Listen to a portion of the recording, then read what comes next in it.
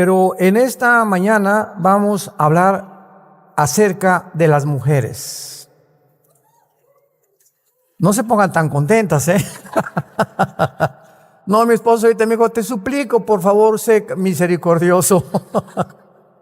Le dije, mi amor, no te preocupes, le digo, es la palabra de Dios. Y una de las cosas más maravillosas de la Biblia es que ahora sí, como en México decimos, a mí que me esculquen.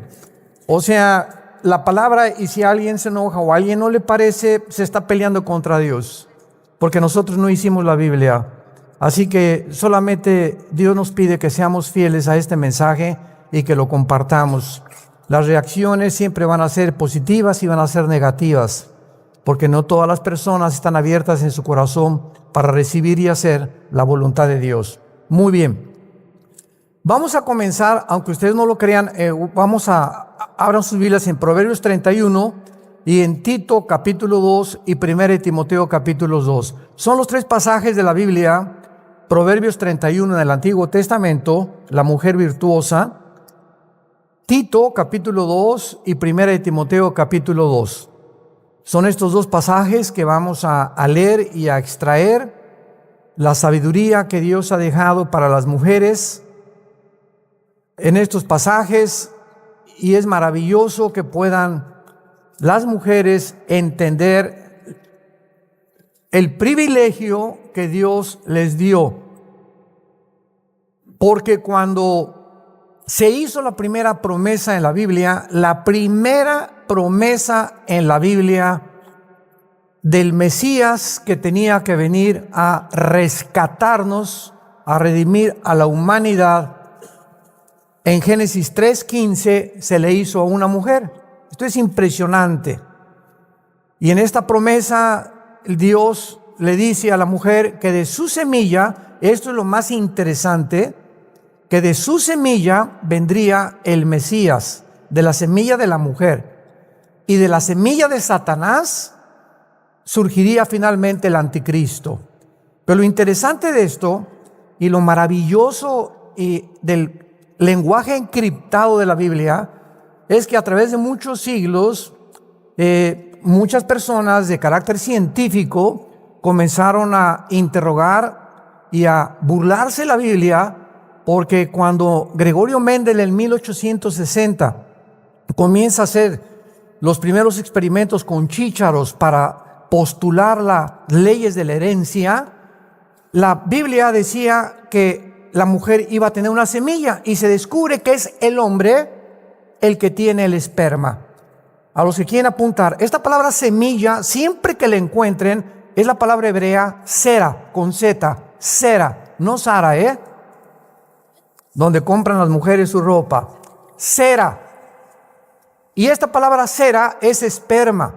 Se tradujo muchas veces linaje o descendencia, porque cuando ya hasta el siglo XX, de los 50, como ya hemos visto, los doctores Watson y Crick les dieron el premio Nobel de Medicina por descubrir el ADN, el ácido desoxirribonucleico, pues ya se pudo descubrir que hay en cada de las millones de células que tenemos en el cuerpo una información inteligente, y que en el momento en que los 23 cromosomas de mi papá y los 23 cromosomas de mi mamá se unieron por el esperma de mi padre, si el esperma de mi padre traía el cromosoma Y, estaba determinando que el producto iba a ser varón, porque los cromosomas son los que determinan el género.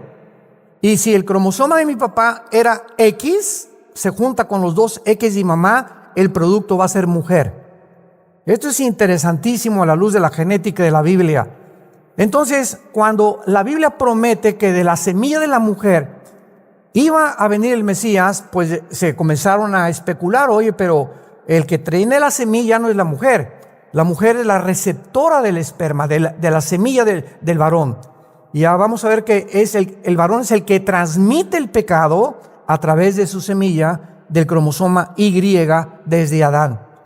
Ahora bien, si la mujer iba a portar la semilla, inmediatamente se deduce que la entrada del Mesías al escenario mundial sería de carácter sobrenatural.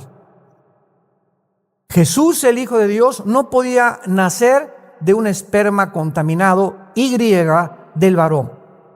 Además, el Mesías no iba a ser mujer. El Mesías tenía que ser varón, por lo que tenía que portar el cromosoma Y. Entonces comenzó la gente a especular cómo aquí la Biblia se equivocó. No es la mujer la que tiene el esperma o la semilla, es el varón.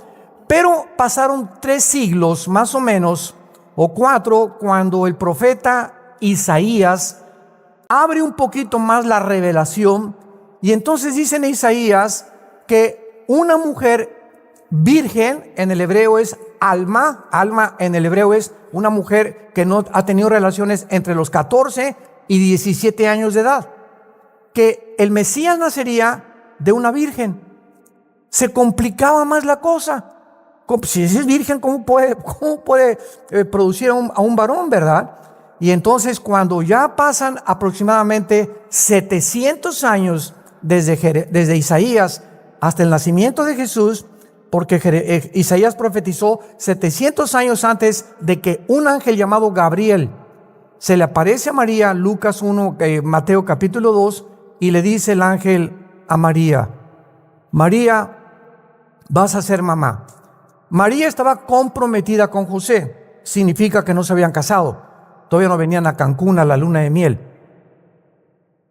Y María se sorprende y le contesta al ángel: pero ¿cómo puede ser eso si nosotros no hemos tenido relaciones todavía? Y entonces el ángel Gabriel le dice a María: el santo ser que va a nacer en tu vientre, su papá no va a ser José, se va a llamar Hijo de Dios. Y ustedes no le van a poner el nombre, porque su nombre será Yeshua, que significa Jesús, que significa el Salvador. Entonces, el nacimiento y la entrada del Hijo de Dios al mundo tenía que hacer por la obra del Espíritu Santo. El Espíritu te cubrirá, y esta palabra cubrir aparece 3 veces nada más en la Biblia. En Génesis 1:2, el Espíritu cubría la tierra y comenzó, como esta palabra significa, cuando la gallina se pone sobre sus pollitos, los cubre y los empolla. El empollamiento viene con la cubierta de la gallina sobre los pollitos. Es la misma palabra que el Espíritu Santo, como una gallina, se puso arriba del planeta Tierra y produjo la vida. Toda la vida viene del Espíritu de Dios. La segunda vez que aparece esto es con María. El Espíritu te cubrirá y te hará empollar, con un lenguaje coloquial. Y la tercera vez es para nosotros.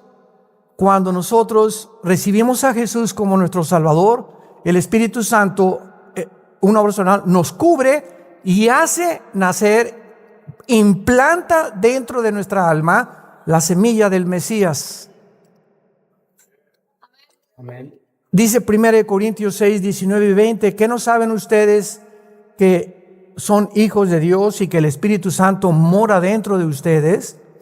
¿Quién es un cristiano? No es una persona que va a una iglesia, que es católico, que es bautista, que es presbiteriano, que es de mormones. Sea, un cristiano es una persona que tiene morando dentro de él al Espíritu de Dios. Porque tú puedes pertenecer a una religión o a cualquier conglomerado u organización sin que tengas la persona del Espíritu Santo. Y las iglesias cristianas están llenas de personas religiosas que asisten y cumplen con algunas cosas, pero que no tienen morando la vida de Dios dentro de sus vidas. Se llama el sello del Espíritu Santo, Efesios 1, 13 y 14. Somos sellados cuando recibimos a Jesús. Hoy, al acabar esta conferencia, voy a hacer un llamado para invitar a todos ustedes, los que tienen dudas de que tienen la vida de Dios, lo puedan hacer hoy mismo en la mañana a través de una oración. Vamos a comenzar con Tito, capítulo 2. Y quiero comenzar con las ancianas, de atrás para adelante, porque lo vamos a ver ahorita. Es increíble que la Biblia pueda, ahora sí que podríamos decirle al Espíritu Santo, ¿cómo se preocupa por tantos detalles el Espíritu Santo, verdad?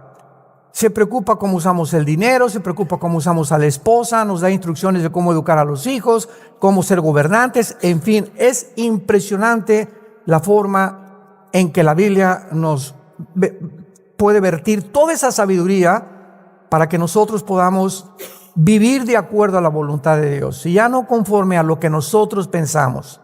Dice en Tito capítulo 2, versículo 3, las ancianas, las viejitas, aquí no está hablando de antigüedad en cuanto a la sabiduría, sino en edad. Las viejitas asimismo sean reverentes en su porte, no calumniadoras, no esclavas del vino, maestras del bien, que enseñen a las mujeres jóvenes a amar a sus maridos y a sus hijos, a ser prudentes, castas, cuidadosas de su casa, buenas, sujetas a sus maridos, para que la palabra de Dios no sea blasfemada. Una de las cosas que Dios les aconseja a muchas de ustedes, tal vez muchas de ustedes tienen, pues ya llegaron al 5º piso tal vez, ¿verdad? A los 50, otras al 6º, tenemos aquí también señoras ya de 65, 70 años, etcétera, etcétera. Y Dios lo que nos está diciendo es lo siguiente: una mujer, no importa a la edad que llegue, nunca debe dejar de arreglarse. Una mujer no importa, porque la tendencia es, ya llegó a los 40, 45, las mujeres por tendencia comienzan a abandonarse. Ya tienen un hijo, 2 hijos, ¿verdad? Ya se les descompuso esto, y pues ya que sea, seguimos comiendo pizza y sigo comiendo chilaquiles y, ¿verdad?, pan dulce, etcétera, etcétera. Y muchas veces esto hace y provoca, ¿verdad?, las enfermedades como la diabetes, problemas de hipertensión, etcétera, etcétera, porque la tendencia es esa. Ahora, hay muchos países en la que esto no es así. Por ejemplo, en Noruega, Dinamarca, en Suecia, en muchos en Estados Unidos. Mi esposo y yo, que radicamos en Dallas hace 13 años y viajamos cada 15 días a México regularmente, nos encontramos cantidad de viejitos en los parques, agarrados de las manos, y los viejitos todavía pellizcándole las pompis a la esposa. Y nos encanta ver eso. Digo, mira nomás, viejito rabo verde, ¿verdad? Pero ahí no es rabo verde porque es su esposa. No anda pellizcándoles a otras viejitas, ¿verdad? Y en México y en Latinoamérica es muy raro ver este espectáculo, ver viejitos ya grandes, 70, 80, 90 años de edad, todavía caminando juntos, acariciándose, besándose, porque la mayor parte de las veces entramos a un restaurante y ya no digamos 70, 80 años de edad, sino vemos parejas de 40, jóvenes de 50 años de edad, con el periódico, y ahí tienen 1 hora en el café y ninguno se ha dirigido la palabra. O se sientan en un parque y no tienen qué decirse. Y quiero decirles algo: la comunicación es esencial para mantener la llama del amor. En cuanto a la comunicación en un matrimonio se rompe, ese matrimonio está divorciado emocionalmente, aunque vivan bajo el mismo techo. Entonces, qué imprescindible es la comunicación. Yo recuerdo a nuestra abuela materna, la quiero poner como un ejemplo, ya murió, casi de 97 años, mi abuela materna. Yo llegaba se convirtió cuando tenía como 65 años, porque era presidenta de la Asociación Católica de México. Era persinada y tenía la Virgen del Sagrado Corazón, sus medallas. En fin, una viejita muy, muy linda, muy religiosa, sinceramente. Era una católica sincera, amaba a Dios. Y cuando se convierte, bueno, pues le tardó como 1 año en que dejara todas sus reliquias y todos sus vírgenes, etcétera, etcétera, porque no podíamos presionarla por su edad, su capacidad mental. Y era una persona que cuando yo llegaba por ella, durante los últimos 4 o 5 años antes de que muriera, le encantaba venir a los estudios de la Biblia. Y yo pasaba por ella a las 6:30 de la mañana. Vivíamos en la colonia Nápoles, vivíamos en la calle Nueva York, que vivía como 2 cuadras adelante, nosotros junto al viaducto. Y pasaba yo a las 6:30 de la mañana, y a las 6:30 de la mañana la viejita estaba prendidita. Traía una blusa de seda súper recocida, surcida por todos lados, que, ¿verdad?, se la cosió por acá, pero no se la quitaba. Usaba loción Sanborns en el pelo, con su peineta, tiene el pelo blanco, ojos azules, azules, azules, con una medallota grandota que ya no era de la Virgen María, ni mucho menos. Pero era impresionante que a las 6:30, 7 de la mañana, agarraba unos, ¿cómo se llaman? Pasadores, con un cerillo los quemaba y se enchinaba las pestañas. Ya no sé si lo hagan haciendo así, creo que ya no, ¿verdad? Se enchinaba las pestañas y salía la viejita y parecía una reina, que dice la Biblia, que no pierdan el porte, derechita, y caminaba así, ¿verdad? Y hay viejitas que caminan así, ¿verdad? Todas. Entonces, ¿por qué esto es importante? Simplemente porque son embajadoras de Dios. Son embajadoras del reino de Dios. Y desgraciadamente en las sociedades que vivimos, como te ven, te tratan. Esta es la razón por la cual los cristianos tenemos en lo posible estar bien vestidos, oliendo bien, no sucios, no chamagosos, no pues sí en el metro y traer el aletazo ahí que tienes 2 días sin ponerte desodorante, etcétera, etcétera, ¿verdad? Porque, como yo les digo a mis hijas hoy, si llega un muchacho todo así despeinado, feo, hippioso, a querer pedirme permiso a mi esposa y a mí, que si puede salir con nuestra hija, no le damos permiso. Simplemente, ¿verdad? Porque su manera de vestir nos habla mucho de su descuido y de su falta de preocupación en poder agradar a los demás. Entonces no vivimos aislados en el mundo, tenemos que vivir en una sociedad en la que tenemos que recordar que somos embajadores del reino de Dios. Las viejitas no deben ser chismosas. Aquí lo dice, no calumniadoras. ¿Y por qué pone énfasis en que las viejitas pueden ser chismosas? Porque los viejitos casi ya no tienen cosas que hablar. Y casi siempre los viejitos hablan del pasado. Viven en el pasado.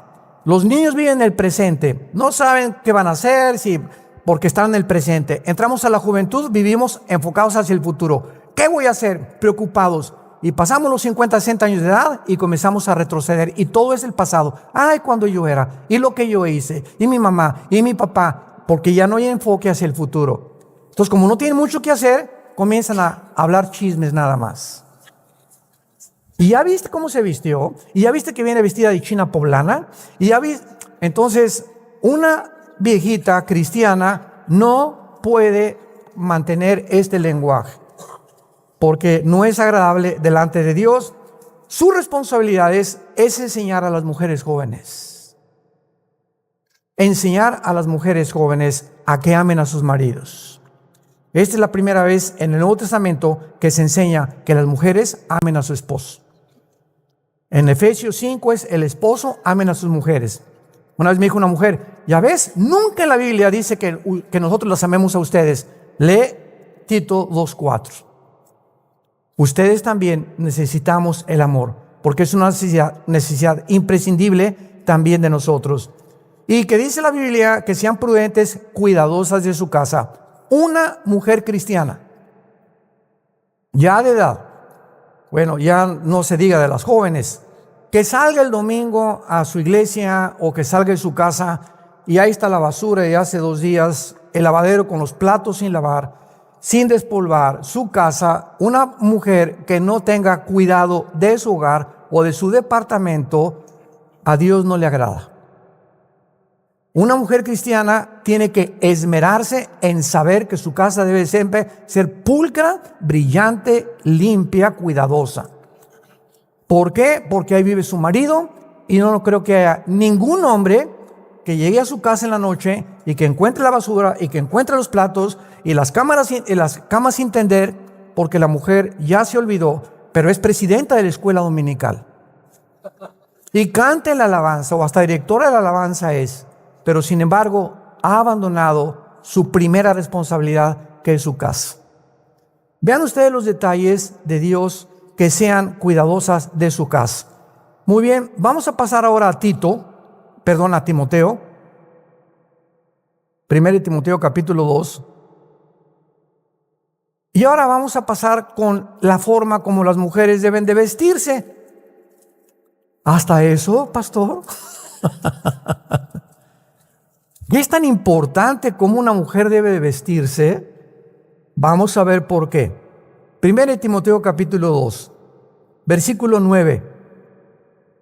Asimismo que las mujeres se atavíen, esa palabra ataviarse es vestirse de ropa decorosa, con pudor y modestia, no con peinado ostentoso, ni oro, ni perlas, ni plata, ni vestidos costosos, sino como buenas obras, como corresponde a mujeres que se dicen ser cristianas o que profesan la piedad. Estos versículos han creado mucha controversia en muchas iglesias cristianas, porque mi esposa y yo conocemos iglesias de tantas que hemos visitado, que hay mujeres que no se ponen nada de maquillaje y se visten como musulmanas. Y hay otras iglesias que hemos ido donde las mujeres parecen árboles de Navidad. En una aparecen las momias de Guanajuato y en la otra árboles de Navidad. O sea, cargadas, ¿verdad? Unos aretotes y morado por aquí, morado el pelo y verde por acá, etcétera, etcétera. Y dices, bueno, ¿realmente es el Circo Soleil? ¿O trabajas de trapecista en el Circo Soleil? Entonces, los extremos siempre es una tendencia del ser humano, irnos a los extremos. Hay muchas iglesias cristianas, me reservo la denominación, que a las mujeres les prohíben pintarse la cara, usando este pasaje y llevándolo a un extremo. Y además, las mujeres se sientan en este lado y los hombres en este lado. Y además con un velo en la cabeza, las mujeres. Estoy hablando de iglesias cristianas. Me reservo la denominación. Si mi esposa y yo nos invitan a una iglesia a compartir la palabra de Dios, nosotros nos sometemos a esta iglesia. Y mi esposa me dice, me pongo el velo, póntelo. No venimos a tropezar ni a combatir contra ellos. Y yo me siento al lado de los hombres. Pero cuando nos vamos, el pastor no se la va a acabar. Pero públicamente, ¿verdad? Sería antidecoroso, sería falta de honestidad y de ética mía el públicamente degradar al líder de esa iglesia. Igual si tienen una doctrina diferente a la mía, no me meto mucho con ella, voy a predicar el mensaje y aquí en corto vamos a comer y a cenar y ya le comparto al pastor y le digo, ¿verdad? Hermano, ¿verdad? ¿Está usted exagerando en esto? Y ya si me dice, bueno, pues es nuestra costumbre, que Dios los bendiga. Pero son exageraciones. Y esto no debe ser. Una vez yo estaba al sur de México, en la Plaza de Toros, una cruzada de jóvenes, y me acuerdo que en esta ciudad del sur de México, me reservo también el nombre y la denominación, había 38, 39 grados, casi 40 grados de temperatura, un calor impresionante ahí en la Plaza de Toros. Y entonces, ¿qué hice yo? Me arremangué las mangas de mi camisa, traía mi corbata, y se acercan y me dicen muchos pastores, hermano, tápese porque está usted asomando la carne. Dios sabe que les digo la verdad. Y dije, ¿what? ¿Qué? Es que la carne no puede estar expuesta. Yo no quise alegar porque ya faltaba un minuto para poder comenzar la conferencia, pues ya me tuve que bajar la de ese, y ya me las abroché, lo obedecí, ¿verdad? Pero les repito, no me volvieron a invitar. Jamás regresé a esa ciudad. Porque en la noche me preguntaron, ¿usted tiene algo que aportarnos y consejos? Y pues les dije hasta la despedida. En amor. Que las mujeres se vistan de ropa decorosa, con pudor y con modestia. La palabra con pudor y con modestia significa conforme a la moral. Ahora, no significa que no se pinten. Todas las mujeres pueden pintarse, ¿verdad? No hay ningún problema, tampoco hay problema que se hagan cirugía plástica. Me han preguntado eso. ¿Puede una mujer cristiana, o puede un hombre hacer cirugía plástica? Escuchen, Dios no está en contra que nos veamos mejores. Hay que carnal, eso no es carnal, el carnal se lleva en el corazón. Entonces, si una mujer quiere agarrarse la naricita, ¿verdad? No que no se la pongan de Bambi, ¿verdad? Hasta arriba. Y hay otras que se les pasa la mano, ¿verdad? Y quedan así, todos así, deformes, de tantas operaciones que han exagerado. Entonces, otra vez se fueron al extremo. Pero que una mujer, ahora yo consulté a un cirujano de estética muy, muy famoso, cristiano, y le pregunté, oye, ¿tú qué consejo das a las mujeres? Porque esa pregunta nos la hacen a nosotros Y nosotros tenemos que saber contestar el mayor número de preguntas posibles. Me han preguntado que si una mujer se puede hacer cirugía plástica y a qué edad la primera cirugía plástica. Y este doctor, este médico experto en cirugía plástica me dijo, yo recomiendo que todas las mujeres que se quieran hacer una jaladita no se la hagan nunca antes de los 40 años. Como el pasado Miss Universo, entre 18 y 23 años de edad, el 85% de las mujeres de Miss Universo de la última estaban operadas de las piernas, de las pompas, el busto, las caras. Y le dije, ¿por qué? Me dice, porque los músculos, Armando, y todos los tejidos de la cara no llegan a completarse ni a madurar antes de los 30, 35 años de edad. Y si se operan antes, va a crecerles un poco más el lado derecho o la boca, y van a estar a los 40, 50 años deformadas. Entonces, si quieren ustedes darse una jaladita, se la pueden hacer. Y me dijo, y sabes una cosa, recomiendo no más de 2. La segunda, al 60. A los 60. Dice, tiene que pasar 15 o 20 años. Yo no opero a una mujer que me diga, me acabo de hacer una operación hace 5 años. Se tiene que esperar. ¿Por qué? Para que su cutis vaya adaptándose al crecimiento normal que Dios nos ha dado. Entonces, si lo quiere hacer, no hay ningún problema. Se pueden pintar, se pueden poner el pelo bonito, ¿verdad? Etcétera, etcétera. Y lo que la Biblia está hablando es la exageración. No puedes llegar como mujer cristiana a la iglesia el domingo con los ojos morados y con sombras negras, ¿verdad? Que no quiero usar ni un nombre ya para esto.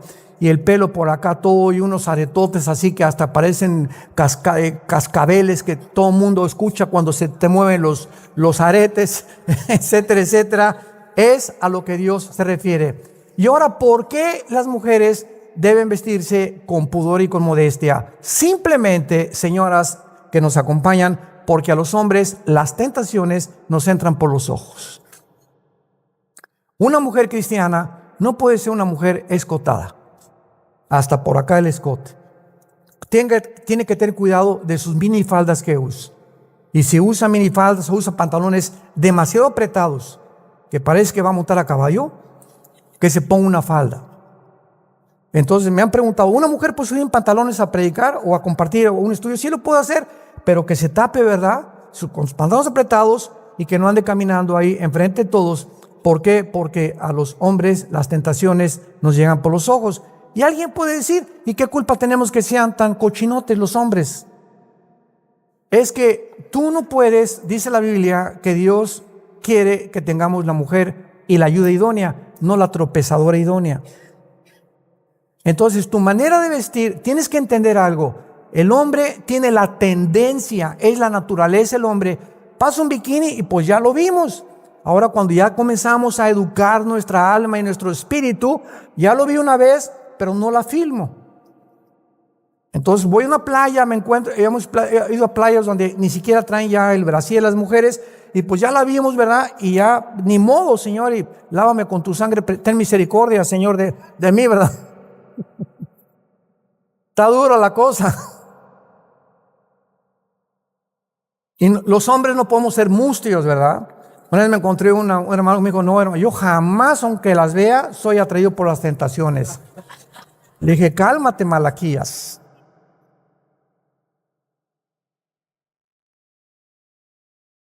Vayamos a Proverbios, vayamos al libro de Proverbios de Salomón y veamos a este hombre que tuvo 700 esposas y 300 concubinas. Y vamos a ver la experiencia que nos puede compartir Salomón de todo este proceso que él atravesó, que Dios le permitió para vertir en estos libros, Proverbios y Eclesiastés, sus experiencias. Dice Proverbios capítulo 6, versículo 23 en adelante, Proverbios 6, 23, porque el mandamiento es lámpara y la enseñanza es luz, y camino de vida las reprensiones que te instruyen. Fíjense ustedes la razón detrás, para lo cual Salomón nos dice la importancia de guardar la palabra de Dios, para que te guarden de la mala mujer. Para que te guarden, vive en la palabra, ten comunión con el Señor para que te guarden de la mala mujer. ¿Quién es esta mala mujer? De la blandura de la lengua de la mujer extraña. La palabra mujer extraña en el original hebreo es tiso, que significa la mujer que no es para ti. El día que yo me casé con Marta, ella se casó conmigo, le tuve que decir a más de 3 billones de mujeres, adiós, de aquí en adelante, este es un ejemplo, no estoy presumiendo. De aquí en adelante esta, igual a ella, ¿verdad? Pues se calcula que son aproximadamente más mujeres que hombres y a la mayor parte adiós. Entonces, de aquí en adelante, este anillo que nos ponen significa que ya no estoy en el mercado. Un hombre casado que no trae el anillo, cuídate de él. Porque esto significa que ya no estamos en el mercado. Ya no hay un menú para ver. Entonces, una mujer mala, una mujer extraña, y estamos llenos de cantidad de mujeres coquetas, seductoras, como lo vamos a ver más adelante, lo primero que ven es las manos de los hombres. Hay unas que ya no les importa si traes o no traes anillo, pero la mayor parte de las veces al ver anillo, y es una muchacha educada en su casa con principios cristianos, sabe que si un hombre trae un anillo y la invita a tomar un café o es su jefe y tú eres la secretaria, no aceptas esa invitación, simplemente porque es un hombre casado. O si usted viene con su esposa, don Pancho, lo acompaño con mucho gusto. Ni tampoco me subo a su carro con usted, ni tampoco acepto ninguna otra invitación a Cihuatanejo con usted. ¿Por qué? Porque esto nos habla claramente de que ya estamos en un pacto con una sola mujer. Para que te guarde de la mujer extraña, no codicies su hermosura en su corazón, ni te prenda con sus ojos. Porque a causa de la mujer ramera, el hombre es reducido a un bocado de pan, y la mujer caza la preciosa alma del varón. Salomón nos dice con la sabiduría que Dios le dio, que el poder seductor de una mujer a cualquier hombre, por más macho, camacho y lo que sea, lo puede vencer. Y escuchen ustedes lo que dice claramente en Proverbios capítulo 7, versículo 24 al 26. Proverbios 7, 24 al 26. Ahora pues, hijos, óiganme, estén atentos a las razones de mi boca. No se aparte tu corazón a sus caminos, no hierres, está hablando de las mujeres, en sus veredas, porque a muchos ha hecho caer heridos, y aún los más fuertes han sido muertos por ella. El hombre más sabio de la Biblia, Salomón, cayó por mujeres. El hombre más fuerte de la Biblia, Sansón, fue seducido por Dalila. Y el hombre que se menciona conforme al corazón de Dios, David, cayó en pecado por una mujer. ¿Qué nos está diciendo la Biblia a los hombres? Por más que tú quieras, no dejes que una mujer se te acerque demasiado a ti. Yo les aconsejo, vamos a tener el mes que entra un congreso de pastores internacional en México, y a los pastores siempre les digo, un pastor nunca le da consejería a una mujer sola. Nunca. Si quiero una consejería, mi esposa tiene que estar conmigo, más si es joven la muchacha. Un pastor jamás sube a una muchacha a su vehículo, jamás. Está lloviendo, te compro un paraguas. Jamás lo hacemos. ¿Por qué? Porque el espíritu está presto, Marcos 14:38, pero la carne es débil. Débil, débil, débil, débil. Mentira que vas a aguantar. No es cierto, no es cierto, no es cierto. Estás tentando a Dios. Entonces tenemos que poner un cerco a nuestro alrededor y no jugar con el pecado. Dice más adelante Proverbios, ¿jugará el hombre con brasas sin que sus vestidos ardan? Estarás viendo continuamente a mujeres más jóvenes suspirando a tu secretaria sin que tú no lo sepas, te estás preparando para el adulterio. Nadie cae en adulterio de la noche a la mañana. Se prepara la mente viendo, fantaseando, imaginándote y no entregando eso a la cruz y sin que te des cuenta, viene la tentación y porque caíste, no tenías la fuerza espiritual para poder vencerla. Creías que la tenías, pero separados de mí, dijo Jesús, nada pueden hacer. Vayamos ahora a Proverbios 31. Ya pueden respirar.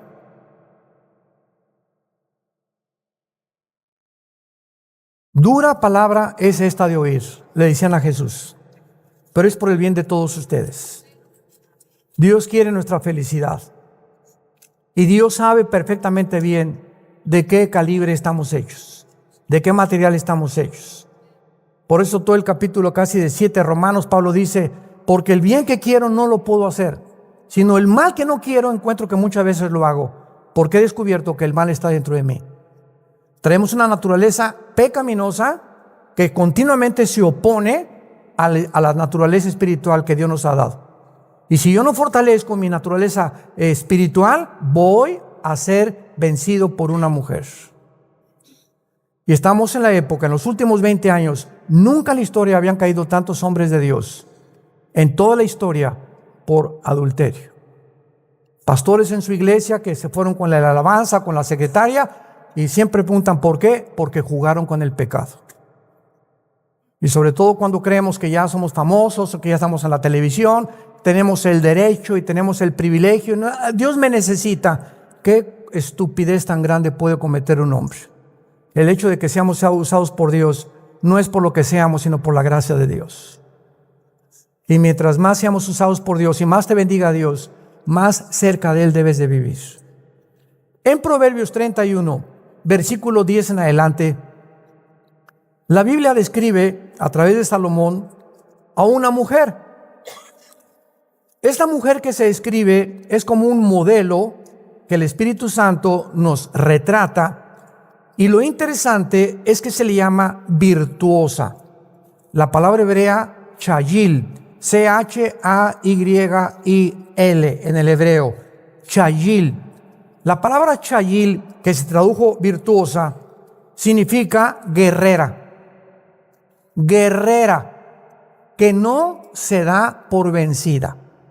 Básicamente, en el arameo es que no se rinde.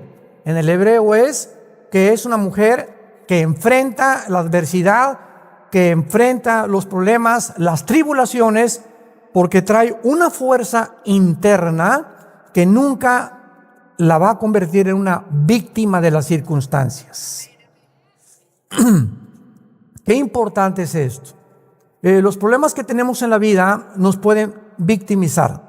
Puedes llegar ahí, pues, mi papá me abandonó y me violó mi papá y nadie me quiere, etcétera, etcétera. Y en ese momento comienzas a volverte enemigo del mundo porque crees que el mundo está en contra de ti. Edgar J. Hoover fue presidente del FBI, fundador y presidente de la Oficina Federal de Investigaciones, FBI, en Estados Unidos, y sirvió a casi 5 presidentes, casi 5 administraciones. Y antes de morir, Hoover, independientemente de su vida sexual que él tenía, le preguntaron, ¿qué característica ha encontrado usted en los delincuentes juveniles? Y Hoover contestó y dijo, la característica principal de todos los que se encuentran en las cárceles y de los delincuentes juveniles es que ellos creen que el mundo está en contra de ellos. Y ellos están en contra del mundo. Se sienten que el mundo les debe algo. Mis papás me deben algo. El mundo me debe algo. Y por eso soy como soy. Se victimizan. Y eso es lo peor que le puede pasar a un ser humano. ¿Saben ustedes cuándo se alcanza la madurez? La madurez se encalza cuando la persona llega a entender que nadie es culpable de cómo soy más que yo mismo.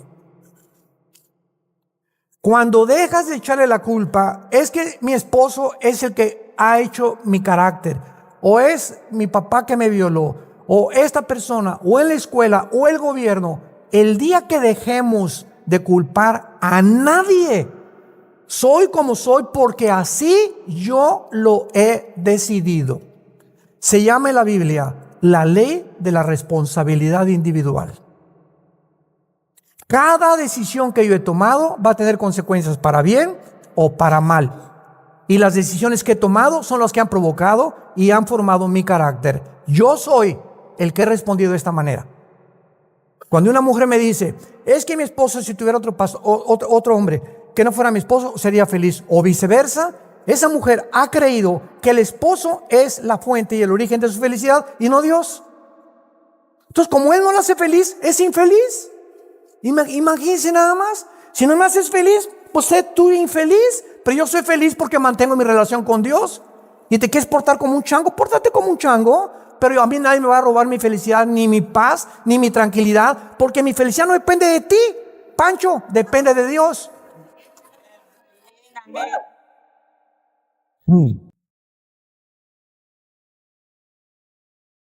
Y hay matrimonios que te encuentras amargados, ¿verdad? Es que mi vieja, como dicen en México, ¿verdad? Esto y el otro, y por aquí, por allá, y trae así cara Pancho es que tu felicidad, ¿por qué hemos equivocado el origen de la felicidad? Ningún ser humano nos puede hacer feliz. Echando nuestra ansiedad sobre Él. Él tiene cuidado de nosotros. No te dejaré, no temas, dice el Señor. Nunca te dejaré ni te abandonaré. Quita los ojos de Jesús y ponles una persona creyendo que tu felicidad o tu dinero o tu suegra o tu hijo te va a hacer feliz. Te equivocas. Nos van a fallar todos los seres humanos. Todos los seres humanos nos van a fallar porque somos imperfectos. Por eso dice Dios, ámame con todas tus fuerzas, con toda tu alma y con todo tu corazón. Entonces no tienes la justificación para estar amargada, ni amargado tampoco. No te victimices. Ya salte de esa cárcel que tú te has puesto. Sé libre. Vivimos bajo la ley de la libertad en Cristo Jesús. Esta mujer virtuosa es una mujer guerrera y veamos algunas características de ella. Porque repito, es la palabra chayil, que significa fuerte, valiente, guerrera, que no se rinde, que no se da por vencida. Ahora, dice el versículo 10, que esta mujer, y pregunta el Espíritu Santo, qué interesante, ¿quién la hallará? ¿Quién podría contestar esta pregunta? Porque el que encuentra a esta mujer, dice ahí, que su estima sobrepasa el dinero del mundo. Esta mujer es completamente invaluable por el mundo. Esta mujer es mejor que sacarte la lotería. En otras palabras, ¿quién la hallará? ¿Quién es el que conteste esta pregunta? Es muy fácil de contestar. El que la esté buscando. Yo les digo a los jóvenes, ¿andas buscando novia? Por el amor de Dios, no vayas nunca a una discoteca a buscar novia. No vayas a una iglesia porque nos vamos a cambiar de iglesia porque mis hijos no encontraron aquí novias. No se imagina la cantidad de familias que hay así, ¿no? Entonces, el retrato más grande del noviazgo, de acuerdo a Dios, lo encontramos en el libro del Génesis, cuando el criado de Abraham le va a buscar esposa a Isaac, ¿se acuerdan? Y manda a Abraham a su criado a que le mande, y después de un procedimiento, etcétera, etcétera, encuentra a Rebeca. Pero el cuadro más hermoso que hay en la Biblia, se los comparto a los jóvenes siempre, es que viene Rebeca montada en un camello, toda como antes, ¿verdad? Se tapaban, y dice la Biblia que Isaac se encontraba meditando la palabra de Dios. Nunca Isaac fue a buscar novia. Nunca se preocupó andar buscando con quién. Dios se la trajo en una charola de plata. Simplemente porque si ponemos a Dios en primer lugar, Él nos dará todas las cosas por añadidura.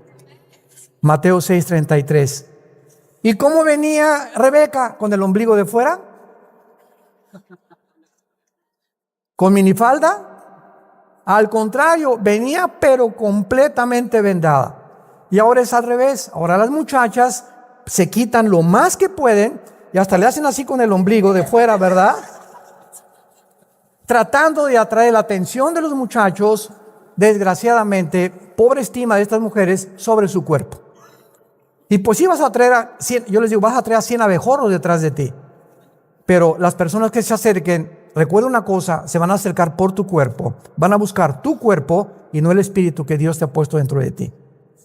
Qué grave equivocación que una mujer quiera atraer a hombres por la forma provocativa en vestirse. La mujer virtuosa sobrepasa todas las piedras y el valor que le podamos dar. Dice el versículo 11, el corazón de su marido está en ella confiado y no carecerá de ganancias. En otras palabras, el corazón de su marido está en ella confiado. ¿Por qué? ¿Por qué son los celos?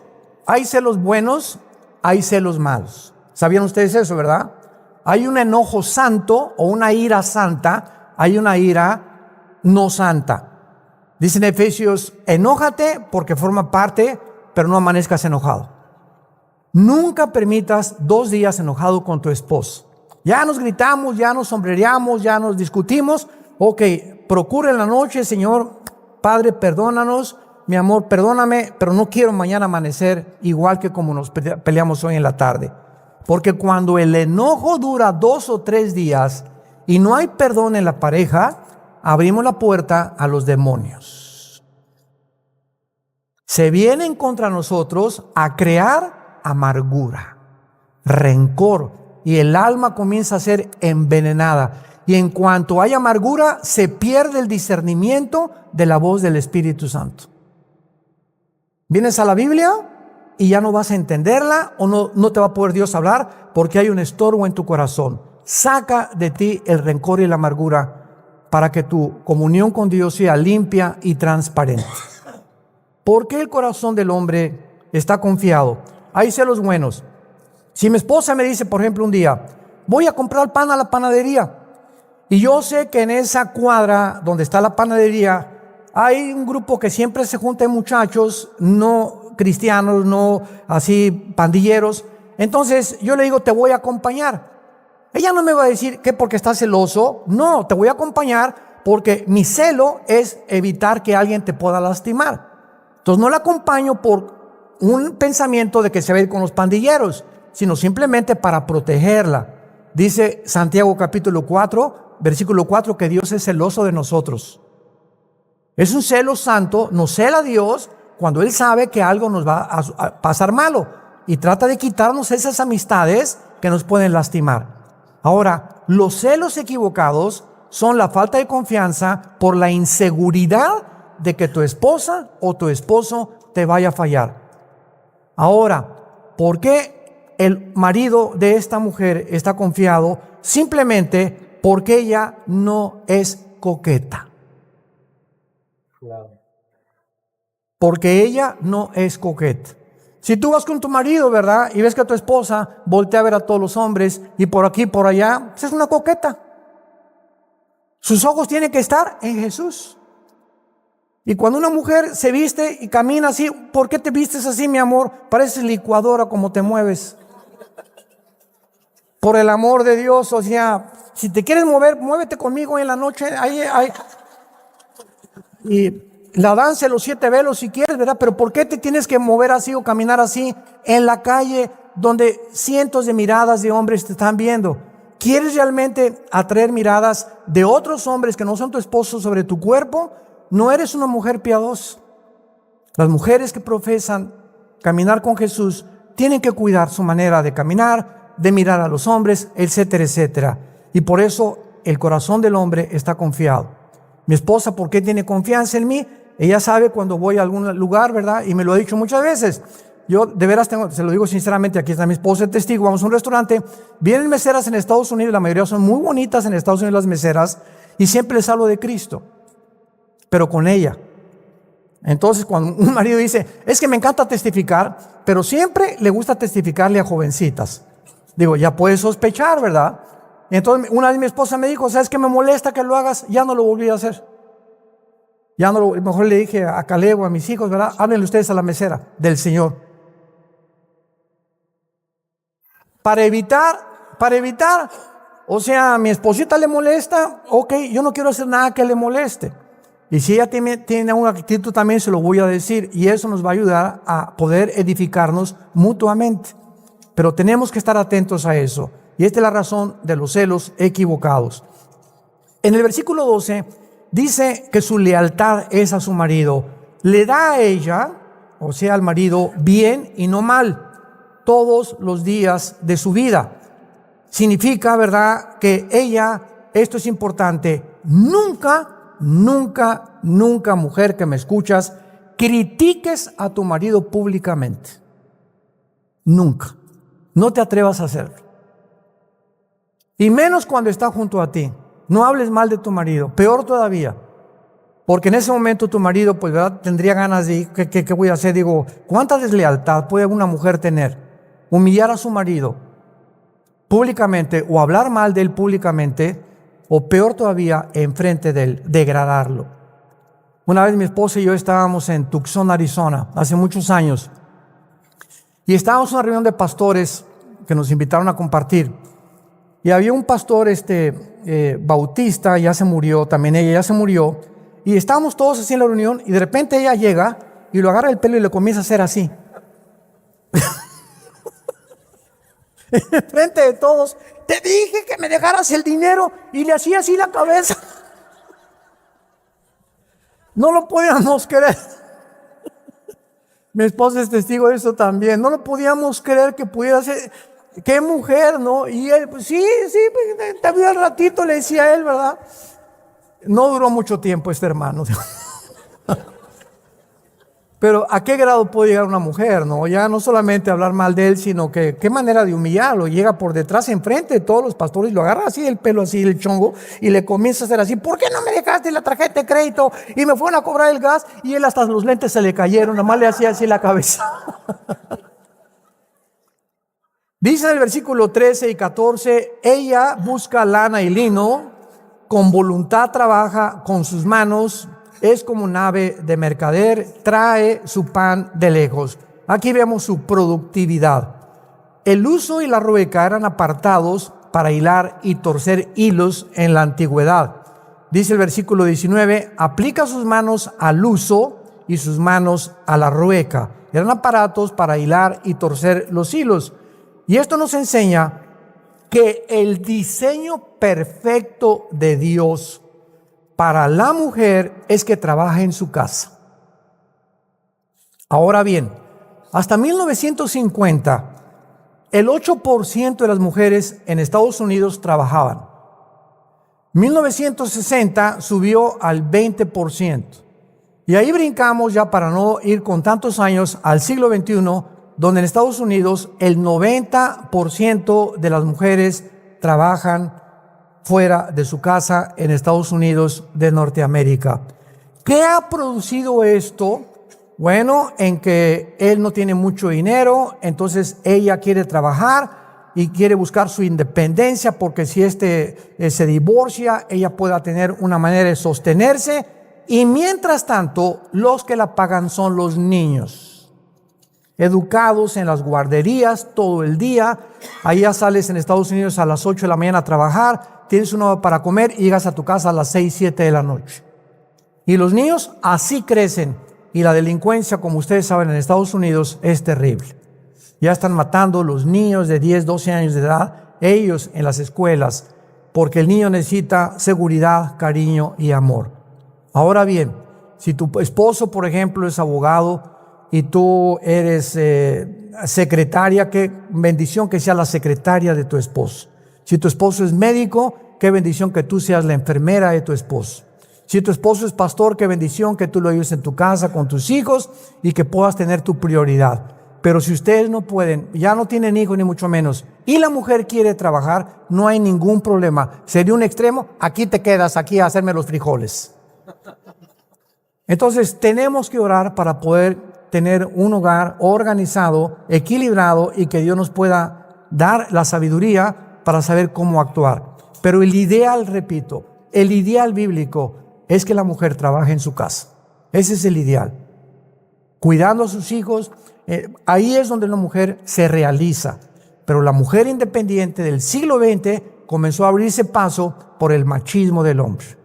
Porque se la relegaron, las oprimieron, y vino el movimiento de liberación femenino. Vemos el versículo 15 en penúltimo lugar, que dice la Biblia: se levanta aún de noche y da comida a su familia y ración a sus criadas. Su principal preocupación de una mujer de Dios es su familia, no su trabajo. Yo tengo una hermana, se los digo con todo mi corazón, porque ella cuenta su testimonio. Tere, ahora ella y su esposo se casó con un norteamericano, viven cerca de San Francisco, California. Mi hermana tiene 3,300 iglesias, y ella y su esposa en consejería pastoral. ¿Por qué? Porque solo el temor de Dios es el que nos hará vivir tranquilos y confiados en Él. Oremos.